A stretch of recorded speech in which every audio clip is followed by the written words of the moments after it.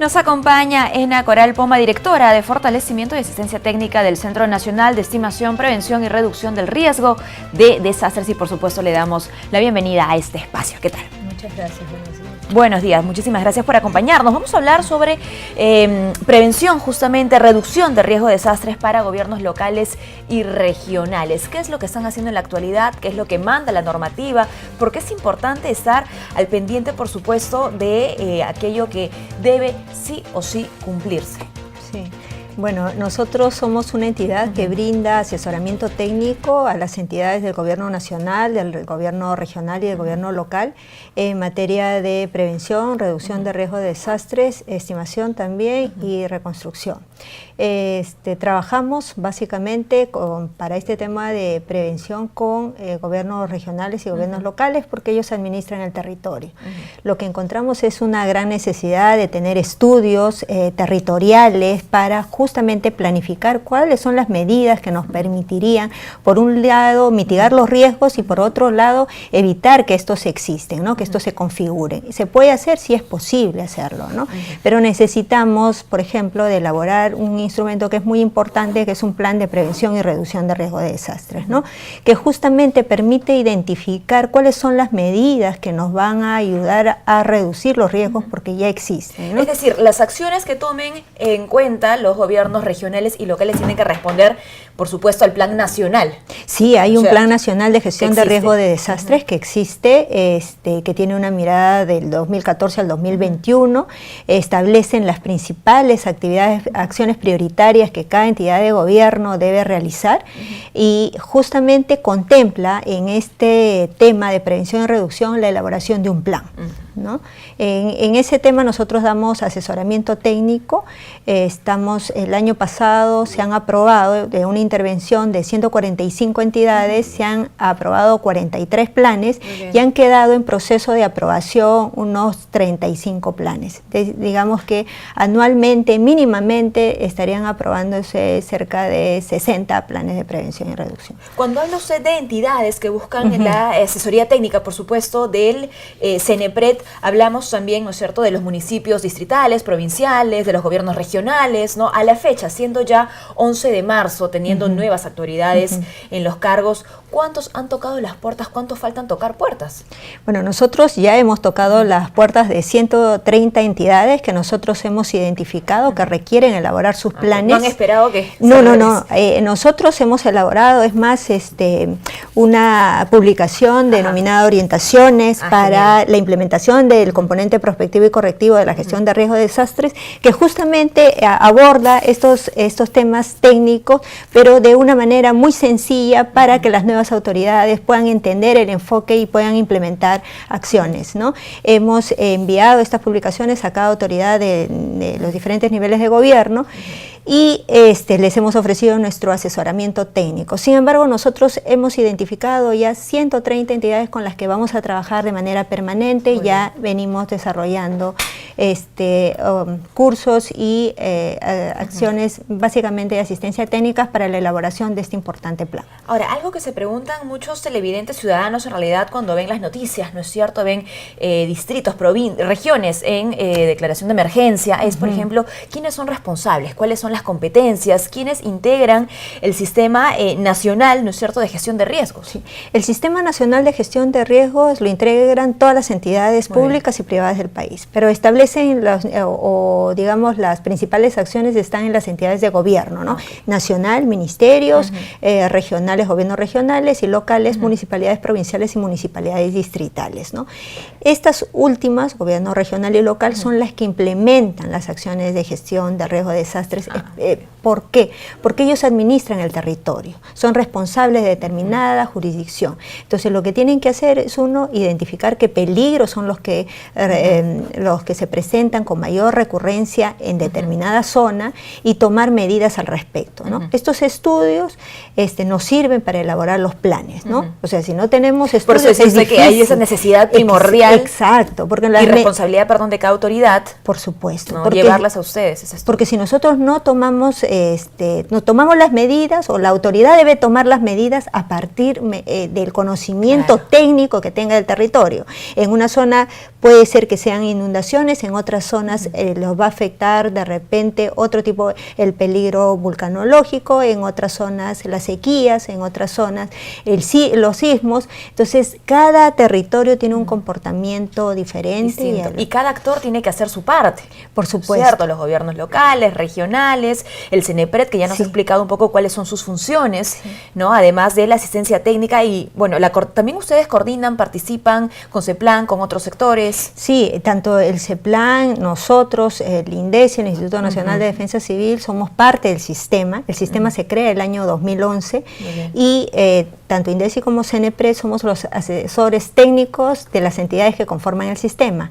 El CEPLAN tiene la responsabilidad de ver el tema de la planificación estratégica, justamente para que se incorpore la gestión de riesgo de desastre en todos los niveles de gobierno. Ahora, sobre los planes de prevención y reducción de riesgo al interior de cada distrito, ojo, si bien se necesitan estudios, ¿no es cierto?, para que CENEPRED dé sus recomendaciones y su capacitación técnica, seguramente hay trabajo que ya se ha hecho, ¿no es cierto? Por más que hayan nuevas autoridades, esa no es excusa quizá para poner o posponer, digamos, ese tipo de trabajo. Sí, hay muchas zonas y ya se cuentan con estudios.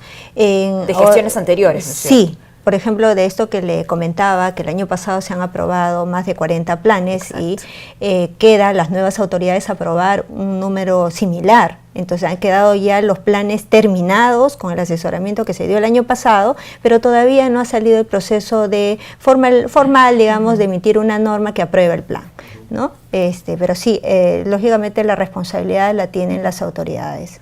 Ahora, entrando un poco al documento mismo, ¿no?, de los planes para prevenir y reducir los riesgos de desastres, ¿qué es lo que contiene cada documento? Bueno, una vez de realizado el diagnóstico, que también es parte importante del plan, es que según ese diagnóstico se establecen cuáles son los programas, los proyectos, las acciones para mitigar el riesgo, en el caso que el riesgo ya esté configurado, y en aquellos casos donde podamos evitar la generación de nuevos riesgos. Es decir, si nosotros queremos construir infraestructura de desarrollo, llámese puentes, vías, etcétera, tienen que tener un enfoque de gestión de riesgo de desastre y si lo incorpora estamos haciendo prevención, ¿no es cierto? Si nosotros hacemos estudios para zonas donde, por ejemplo, en la zona urbana, donde se van a construir viviendas, tiene el enfoque de gestión de riesgo de desastre, vamos a evitar que estas se puedan ser dañadas, ya sea por los efectos de una inundación o los efectos de un sismo, etcétera, según el peligro identificado. El plan se evoca también a ciertos públicos, por ejemplo, ahora que estamos en el mes de marzo, ¿no es cierto? Hoy, lunes 11 de marzo, empiezan a nivel nacional clases los escolares, ¿no? Este público, por ejemplo, es tomado en cuenta también dentro del plan, según obviamente la circunscripción. Claro, cuando se hace el plan se ve población que podría verse afectada, población vulnerable, instituciones educativas, establecimientos de salud, ¿no?, que podrían ser afectados para tomar medidas para reducir los riesgos. Ya las escuelas están construidas, ya están construidos los centros de salud, los hospitales, pero nuestras autoridades pueden tomar medidas para que ese riesgo pueda reducirse, ¿no? Desde el 2011 que se crea el sistema que usted nos comentaba, ¿existen en la actualidad algunos referentes de distritos, pueden ser, o regiones donde efectivamente las cosas se hayan hecho en orden, bien, obedeciendo a este plan? Sí, progresivamente, después de la promulgación de la ley, se han diferentes gobiernos regionales, gobiernos locales se han mostrado interés por trabajar el tema. Esos son de varias regiones del sur, por ejemplo tenemos la región Cusco, tenemos la región Puno, ¿no?, y varias otras regiones que han implementado diferentes acciones. Y nombro estas dos porque tienen un mayor número de instrumentos, digamos, orientados a prevenir y a reducir los riesgos, ¿no? Más mecanismos. Sí, pero hay otras que están iniciando, hay otras que sí, poco o casi nada se han hecho. Sobre ellas estamos incidiendo para que puedan empezar, digamos, a sentar las bases, porque este es un tema también que no termina en una corta temporada, sino tiene que ser visto de manera permanente. Por supuesto. Además de, bueno, coordinar, participar con otros entes por la seguridad nacional, por la reducción, la prevención de riesgos de desastres, ustedes trabajan también en la comunicación, difusión, ¿no? La sensibilización y supervisan a la vez y monitorean lo que está pasando en nuestro país. A propósito de eso, ¿han lanzado ustedes un mapa de riesgos?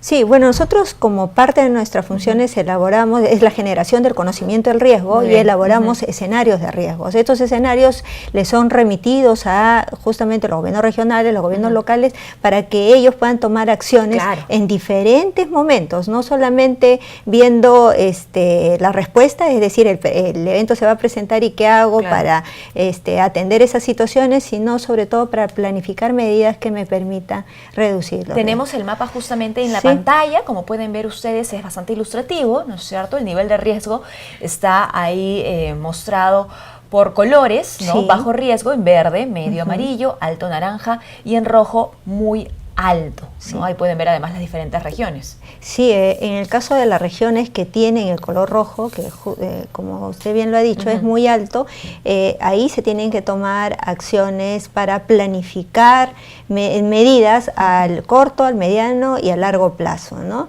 Este escenario puede cambiar anualmente, trimestralmente, dependiendo del peligro que estemos estudiando, pero básicamente no van a cambiar las regiones, van a cambiar los puntos más pequeños, digamos, ¿no? Ahora, de este mapa lo que preocupa es cuántas de aquellas regiones que están de repente en el nivel muy alto de riesgo están trabajando actualmente su plan de prevención y reducción de riesgo de desastres. Varias de ellas están trabajando porque nosotros, como le decía hace un momento, hemos tocado las puertas justamente tomando en consideración ese mapa. Vemos las zonas que son están mucho más expuestas y a ellas son las que venimos brindándole asistencia técnica, ¿no? Varios de ellas ya cuentan con un plan. Hace algunas semanas se compartió una encuesta de Ipsos que hablaba sobre qué percepción tenemos los peruanos sobre justamente la prevención, ¿no? Frente a desastres naturales. El 50% de la población considera que el Perú está nada preparado para enfrentar fenómenos naturales. 91%, que es bastante grave, cree que el país está poco o nada preparado ante huaicos y lluvias. El 41% indica que estamos poco preparados. Estos en números, ¿qué es lo que cree usted que nos indican actualmente, ¿no? ¿Por qué el peruano se siente tan vulnerable? Bueno, es que estamos, nuestra población en primer lugar está ubicada en gran parte en unas zonas vulnerables de muy alto riesgo, ¿no? Entonces tenemos población permanentemente expuesta a diferente tipo de peligros y esto ha ocurrido por una falta de ordenamiento, digamos, de dónde se asientan las poblaciones, ¿no? Entonces acá tenemos que trabajar también el tema de ordenamiento territorial, ¿no? La población ha crecido y se ha asentado en zonas poco adecuadas, en zonas que ponen en peligro su integridad física, ¿no?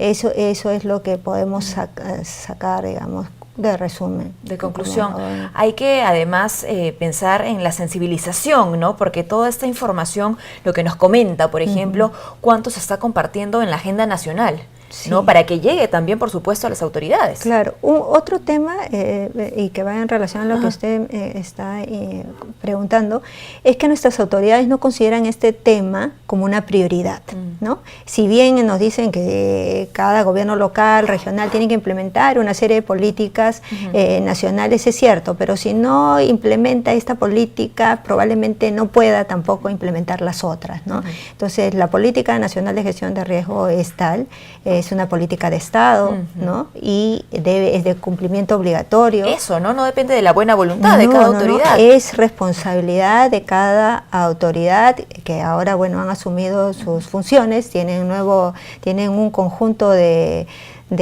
retos que tienen que enfrentar, pero la población está básicamente ubicada en zonas que no los protegen, sino al contrario, ¿no?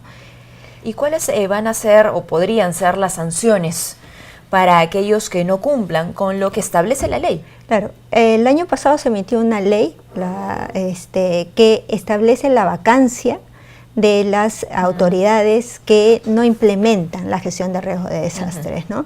Entonces hay sanciones, ya la ley 29664 que creó el sistema establecía las infracciones y sanciones, pero ha salido, dado los efectos de los eventos que hemos visto en el año 2017, este año, producto de las lluvias intensas, se han emitido nuevas normas que, digamos, reafirman lo que ya se había indicado, ¿no? Entonces, esto es lo que estamos nosotros difundiendo también entre nuestras autoridades, nuestras nuevas autoridades, para que tomen cartas en el asunto y pues puedan tener una acción mucho más. Claro que sí. Si retrocedemos hace algunos meses, hasta el 2018, recordaremos que durante campaña muy pocas autoridades lamentablemente hablaban sobre la gestión de riesgos de desastres, por más que era ya obligatorio, incluso en el plan de gobierno, así que esperemos que ya a esta fecha se ponga como prioridad. ¿Algún mensaje para autoridades locales y regionales? Sí, a nuestras autoridades que